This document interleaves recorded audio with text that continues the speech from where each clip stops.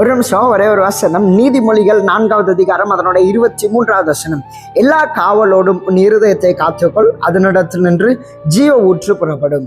ஆமா, நீங்க ஆண்டவர் நம்மளுக்கு ஒரு கண்டிப்பையும் ஒரு எச்சரிப்பையும் ஆண்டவர் சொல்லுகிறார். என்ன அப்படின்னா, நீ உன்னோட எல்லா காவலோடும் உன் இருதயத்தை காத்துக்கோப்பா அப்படின்னு சொல்லி ஆண்டவர் சொல்றாரு. இன்னைக்கு அது ரொம்ப முக்கியம். நம்மளுடைய இருதயத்தை நாம் காத்து கொள்ளுகிறது மிக அவசியமா இருக்கிறது. அதை ஆண்டவர் விரும்புகிறார். ஏன்னா அதிலிருந்து ஜீவ ஊற்று புறப்படுகிறது. சரி, இப்போ இந்த இருதயத்தை எப்படி காத்து கொள்ளுறது அப்படின்னு அடுத்த வசனம் இப்படியா இருக்கிறது. வாயின் தாறுமாறுகளை உன்னை விட்டு அகற்றி, உதடுகளின் மாறுபாடை உனக்கு தூரப்படுத்து அப்படி சொல்லி. இப்போ இந்த இருதயத்தை நாம் காத்து கொள்ளணும்னா அதுக்கு கண்ட்ரோல் எல்லாமே வாயில தான் இருக்கு.